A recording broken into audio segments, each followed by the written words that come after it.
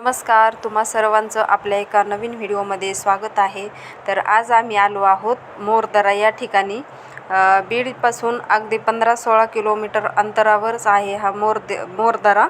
तर खूप दिवस झाला आम्हाला यायचं होतं। आम्ही असं म्हणजे कधी फर्स्ट टाईमच आलेलो होतो। आम्ही असंच यूट्यूबला ह्याला बघितलेले होते इथले व्हिडिओ, पण आमचा येण्याचा टाईम थोडा चुकीचा होता। आम्ही 4 नाही तर 5च्या नंतर म्हणजे सायंकाळी यायला पाहिजे होतं, कारण की हे मोरांसाठी खूप प्रसिद्ध ठिकाण आहे। चहूबाजूनी डोंगर आहेत आणि डोंगराच्या वरती ना महादेवाचं मंदिर आहे। खूप छान असं फ्रेश वाटते आतमध्ये, एकदम असं गेल्यावर खूप छान फ्रेश वाटत होतं। आणि आता पाऊसही नाही जास्त, काय 1-2दाच पाऊस झाला आहे। आणि जर थोडा पाऊस आणखी असता ना 2-3 दिवस सारखा, तर एवढं हिरवळ झालं असतं चहूबाजूनी, हिरवंगार मस्तपैकी। तर येऊत आणखी एकदा पाऊस ते झाल्यावर। पण एवढं भारी वाटत होतं आतमध्ये मंदिरामध्ये गेल्यावर ना। तर एवढ्या पायऱ्या होत्या भरपूर, त्याला आईला काही चढणंही होत नव्हतं, त्या असं थांबत थांबत येत होत्या। तर राजवीर म्हणला, मम्मी आम्ही ह्याच्या अगोदर इथे आलेलो आहेत, आमच्या शाळेची सहल आलेली होती। राजवीर ह्याच्या अगोदर तिथे आलेला होता। त्याला नंतर लक्षात आलं की हे मोरदरा आहे, कारण की तो 5वी-6वीला असताना त्याची सहल आलेली होती। खूप उंच आहे ते, असं पूर्ण डोंगरावरच मंदिर आहे। फर्स्ट टाईम गेलं तर एवढं फ्रेश वाटत होतं, चहूबाजूनी झाडं वगैरे आणि सगळा मोरांचा आवाज येत होता, कारण की एवढं मोर आहे तर पूर्ण साईडला मोरांचाच आवाज होता। तर ते मंदिराच्या जवळसुद्धा ते मोर येतात, पण आम्हाला काही मोर दिसलेच नाही। तर इथे स्वामी गंगा भारती यांची समाधी आहे। तर आणि साईडला असे बरेचसे छोटे छोटे मंदिर होते। तर काही व्हिडिओ मी शूट केला नाही। प्रांजलला खूप फ्रेश वाटत होतं, म्हणे मम्मी किती छान वाटतं इथे। तिचं चाललं होतं आपलं उड्या मारणं हे। आणि साईडला असे डोंगर असल्यामुळे थोडं भीती पण वाटते, कारण की अशी दरड कोसळायची भीती आहे, कारण की एका साईडला अशी दरड तिथे कोसळलेली आहे। तर आम्ही म्हणजे सगळ्या मंदिरामध्ये जाऊन आलो भरपूर। आणखी समोर एक देवीचं मंदिर आहे आणि समोर जे मंदिर बघत आहात तर ते महादेवाचं मंदिर आहे। खूप जुनी पिंड आहे महादेवाची।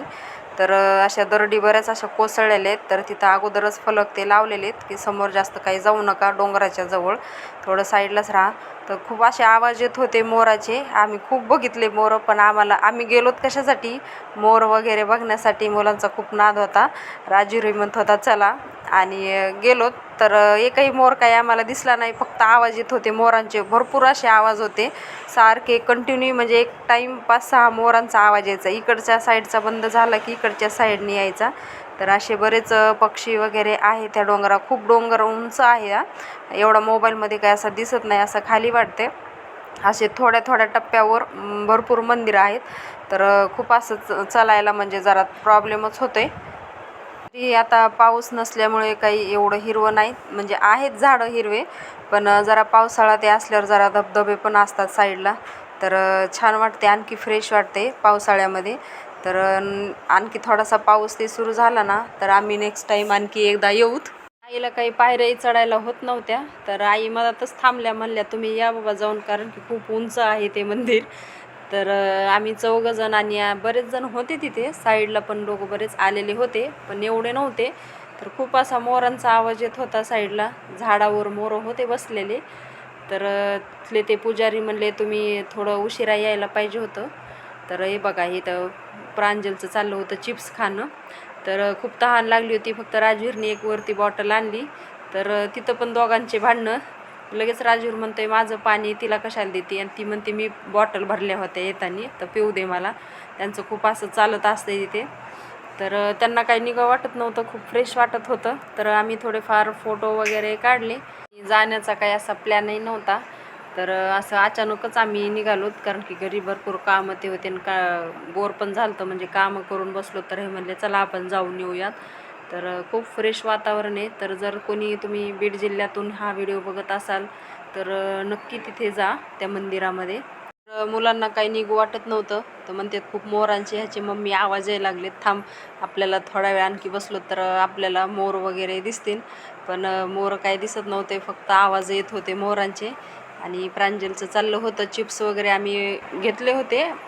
तर त्यानंतर जवळच असं कपिलधारा आहे 1-2 किलोमीटर अंतरावर, मन्मथ स्वामी यांचं हे त्यांनी इथे तपश्चर्या केलेली आहे कपिलधारे येथील। तर हेही खूप छान मंदिर आहे। तर अशी पिंड मी कुठेही पाहिलेली नाही, महादेवाची पिंड. तर म्हणजे महादेवाच्या पिंडीचा आकार असा गोल असतो आहे, पण ह्या पिंडीचा आकार ना पूर्णतः असा चौकोनी आकार आहे. तर इथे बरेच भाविक येत असतात आणि इथे निवासस्थानही आहे राहण्यासाठी. खूप म्हणजे 460 वर्षापूर्वीचं हे मंदिर आहे. तर कर्नाटक या साईडमधून मन्मथ स्वामी महाराज हे इथे तपश्चर्येला बसलेले होते. तर इथे ते म्हणजे त्यांचं मंदिर 460 वर्षापूर्वीचंच आहे. हा असाच इतिहास मी ऐकलेला आहे. तर ह्या ठिकाणी म्हणजे आम्ही दरवेळेस येत असतो, कारण की ते कपिलधार म्हणून एक मोठा धबधबा आहे, 2 वॉटरफॉल आहेत समोरच.